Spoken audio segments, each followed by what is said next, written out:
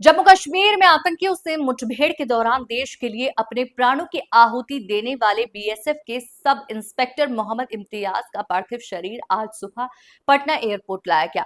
Patna airport पर राजकीय सम्मान के साथ उन्हें अंतिम विदाई दी गई। जैसे ही उनकी अंतिम यात्रा पटना पहुंची, पूरे माहौल में शोक और गर्व का मिला जुला भाव उमड़ पड़ा।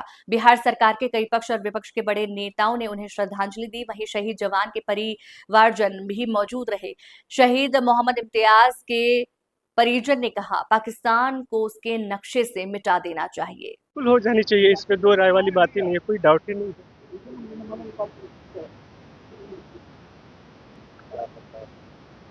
मैं बस सरकार से इतना चाहता हूँ कि उनको जो है कड़ी से कड़ी सबक सिखाई जाए, क्योंकि ये जो बार बार जो ये धोखाधड़ी करते हैं जो हमारे जवानों के साथ, ये गलत करते हैं, ये बहुत गलत करते हैं।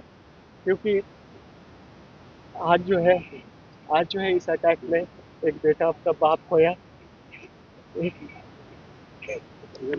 एक वाइफ अपना हस्बैंड खोई, ना जाने कितनों ने कितनों को खोया। बहुत वो मैं समझ पा रहा हूँ, ये दर्द को कोई नहीं समझ सकता, इस दर्द को कोई नहीं समझ सकता, जिसका जाता है उसको सिर्फ पता होता है। बट फिर भी गर्व है उन सभी बलिदान देने वाले जवानों पे। है आपको बहुत बहुत धन्यवाद। से मिटा देंगे। मेरा बब्बा आजू कटा है ना, मैं इसको दुनिया कर देंगे हम। क्या नाम है आपका? मेरा नाम मोहम्मद असलम हुआ। कितने भारत के वीर सपूतों ने अपनी श्रद्धांजलि दी है? भाई छोटे भाई हुए हम। कितने भारत के वीर सपूतों ने श्रद्धांजलि दी है? आपके भाई की शहादत हुए हैं। जी दिन मेरे भाई के बलिदान हुए तीन थे लोग। उस दिन की डेट में 3 आदमी था, 10 तारीख की डेट में।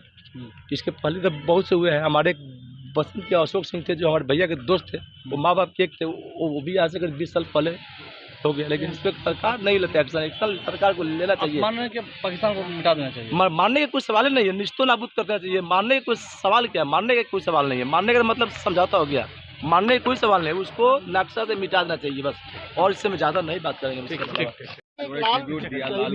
कहेंगे? आज बिहार के एक लाल को हमने खोया है, और इस बात का गर्व है, इस बात का गौरव है कि हमारे बिहार के लाल ने उन माँ बहनों के जो सिंदूर उजाड़े गए थे, उसके बदले लेने के लिए हमारे वीर सपूतों ने चुन चुन करके लोगों का बदला भी लिया, और इनकी कुर्बानी हुई है, शहादत हुई है। इनके शहादत और कुर्बानी पर हम सब लोगों को, सिर्फ बिहार के लोगों का नहीं, पूरे भारत के लोगों का गर्व है। और ऐसे वीर शहीदों के प्रति हम श्रद्धांजलि अर्पित करते हैं। और इस संकट की घड़ी में उनके परिवारजनों के साथ न सिर्फ बिहार और बिहार के मुख्यमंत्री जी खड़े हैं, बल्कि पूरा देश और देश के सरकार, प्रधानमंत्री जी और सब लोग आज इस संकट के घड़ी में उनके परिवारजनों के साथ खड़े हैं। ईश्वर से, अल्लाह से प्रार्थना करता हूँ कि इस संकट की घड़ी में इस दुख को सहन करने की शक्ति उन परिवारों को दे, ये आराधना करना चाहते हैं।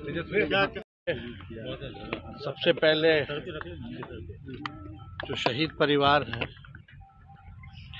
उन परिवार के प्रति हम लोगों की संवेदना है, और हम सब लोगों को उन पर नाज है कि देश के लिए उन्होंने अपनी जान को निछावर किया, देश की सुरक्षा के लिए, हम भारतीयों के लिए, सबों के लिए। आज ऐसे बहादुर सेना आज सरहद पर खड़ी है, तभी हम लोग चैन की नींद सो पाते हैं। और जिस प्रकार से जो वातावरण रहा, जो तनाव का सरहद पर रहा, और जिस प्रकार से भारतीय सेना ने पाकिस्तान को मुंहतोड़ जवाब दिया, इस पर हम लोगों को भारतीय सेना पर गर्व करना चाहिए।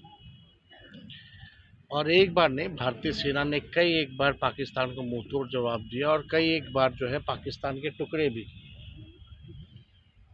और लगातार जो है भारतीय सेना ने जिस हिसाब से दिलेरी का, साहस का